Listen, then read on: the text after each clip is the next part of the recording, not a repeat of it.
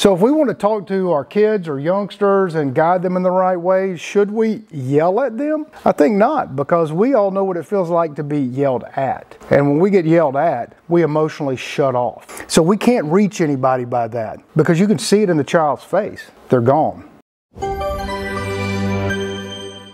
Vibrations matter if you want to properly communicate to yourself and to the source and to everybody else, your family, your friends, all your interpersonal relationships. And you can actually visually see sound. It is remarkable how sound infiltrates all the way down to our molecular level. And these guys, this is pretty fascinating. What these guys have done is put a metal plate with salt on it and just play one tune. And one tune, that goes from a scattered plate to all these different designs just from sound. The salt just moves into its own patterns, and it does all these really unique formations. There's just hundreds or thousands of different formations they do, which goes to show how important sound is. Like, this is water under a microscope with various sounds. And water, if they're pleasant sounds, they make pleasant formations. And since we are all water, just imagine what our tone of voice does when we talk to somebody else. Do we make these kind of vibrations in other people, or do we make big distortion? Like this came from a documentary, and there's quite a few of them, where under a microscope, water starts to form these crystallized things when you say thank you to it, when you say you are wise, and you're just verbalizing these things to water. And then you can notice as you go down, you can call it a fool, you're stupid, you make me sick, I think you're evil. All those things really distort the molecular structure of water. That's a powerful notion, because if pleasant words start to form visual, provable formations of beauty and awe, the exact opposite happens whenever we are negative, whenever we are talking ugly to somebody. These things are powerful. And just the vibrations are powerful. Sound is so powerful, you may forget that if you turn up the volume and you just have a squeaky sound, you're going to break glass just with sound. Sometimes you can do it and your ears can't even hear it. It'll shatter windows. It's pretty remarkable, the power of sound. So when we think about that, then we think about the destructive side of sound, like, because the wisdom of the military industrial complex thinks it's wonderful to have sound guns that distort people, that make them angry, that make them want to scatter and disperse, all with sound. It makes us really think about how our own voice truly matters. You want to disperse a crowd? You use sound. You want to invite love and happiness? You invoke those tones, and with the power of intent behind them, to make those sounds pleasant and magnetic instead of repulsive. I mean, sound waves, this is just a simple illustration of things that already exist. Guns that just shoot sound and shatter walls, break down brick buildings. These things happen. And just imagine this lady, she's pretty angry. She's probably talking to her boyfriend or husband, and you just think, oh, you stupid, you forgot to get the milk, or whatever it is. And what does that in turn do to the person listening? All of a sudden your molecules start to change, your emotions start to get fired up. Everything inside of you begins to shut down, because you don't want to hear that. Your body does not want to naturally go into that area of ugliness. Typically, who likes to hear somebody scream? I don't. And how many of us have been in a relationship where we're sitting there talking to our significant other, and the point never gets across? Their point never gets to you, and your point never gets to them, because your intent and your tone is hideous. It is problematic. We have to consider, hey, if I want to get my point across, I better come from a place deep within inside my heart to say, I want to communicate with you. I want you to hear me.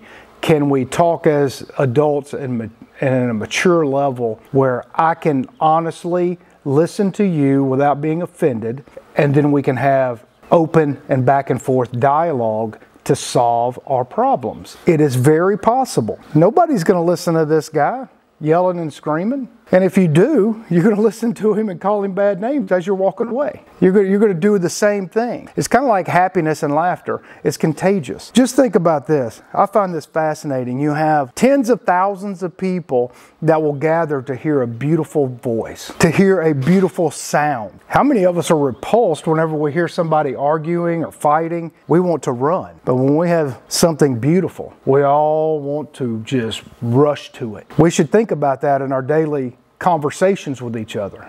The people that matter to us, the new people that we are introduced to, that we come from a place of genuineness that invites them, invites the idea that you are open. It's safe to talk to you.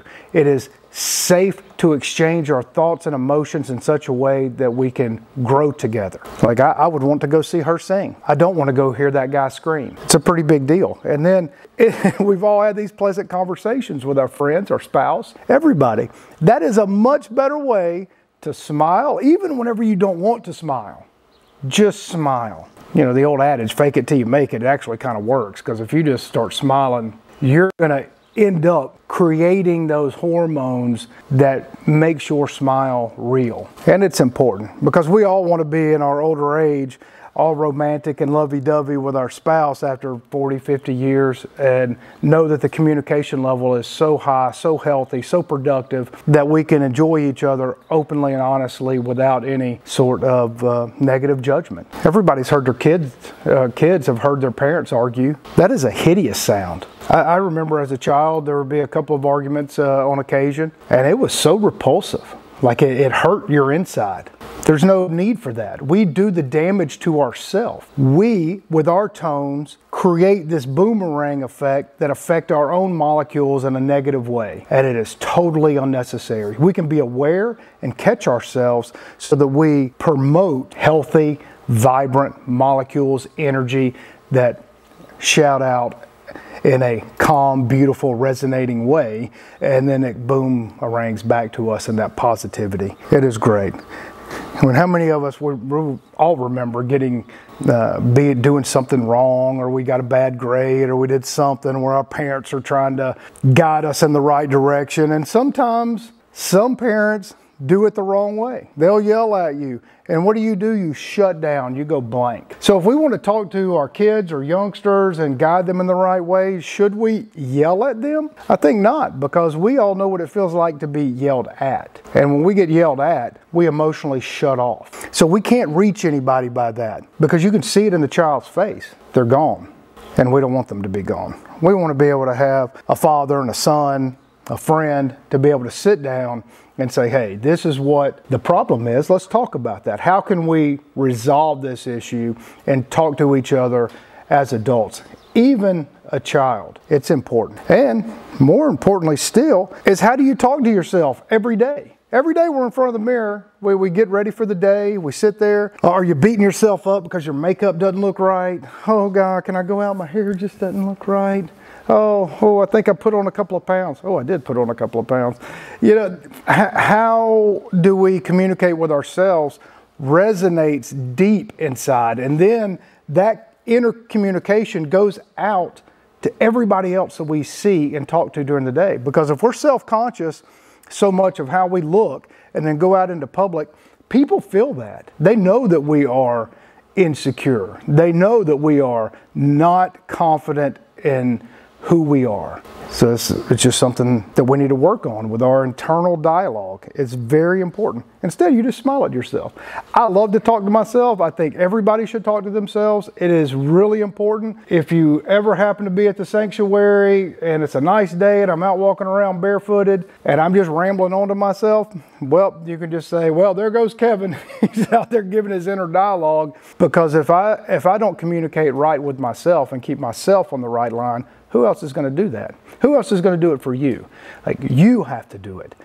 The dialogue you tell yourself is important. Are you mad at yourself? Do you hate yourself? Do you look at yourself in disgust? Whether it's a bodily thing, whether it's how you treat other people, how you treat yourself, we can change and we can make ourselves, through practice and creating habits, to get on whatever path of positive movement we need to be on. It's all up with our own internal dialogue and who we hang around. If we hang around a bunch of negative people, we're going to be negative. If you hang around a bunch of happy people that are always smiling, always genuinely smiling, genuinely laughing, with a positive nature, wow, that is so much more refreshing than you know you're going to go see this person, or you know you bump into this person and all they are is negative. They bitch about everything. Oh, my job sucks. This sucks. This sucks. Oh, my house sucks. Oh, God, everything sucks, sucks, sucks, sucks. And then all of a sudden you get in this gossip thing. I mean, we've all been trapped in those kind of conversations. Why? Just shut it off. Shut it off and make sure that you have the right friends that promote health and good vibes. Otherwise, you're going to be like those nasty, ugly molecules that are all distorted and ugly, when instead you could easily be healthy and happy. And find these groups to talk about, just like we do here. I mean, almost every Sunday, at least half of the Sundays, we sit around and talk. We just sit and talk. And people are able to express themselves in such a way that they learn how to better communicate with themselves. That is an important thing to have. It's extremely important. And then you think, if you can't communicate with yourself and you can't be happy with yourself, when we go to pray to the source, to God, to the infinite intelligence, does God really want to listen to us if we're negative? Like, if I'm praying, am I going to just, I hope he hears me? I hope. You know, I've been a negative ass all day long, but now I think it's okay. I'm going to go in and pray about something superficial. I'm going to pray about something that is pointless or meaningless. All you can do is cross your fingers. Well, hope he's paying attention. I don't know if I would pay attention. I think if we are communicating well with ourselves and with our friends and family and loved ones, we are more apt to connect with the universe, with the source, with God, with our friends, with our family, with our kids, in such a way that resonates with everything and everyone around us and outside of us.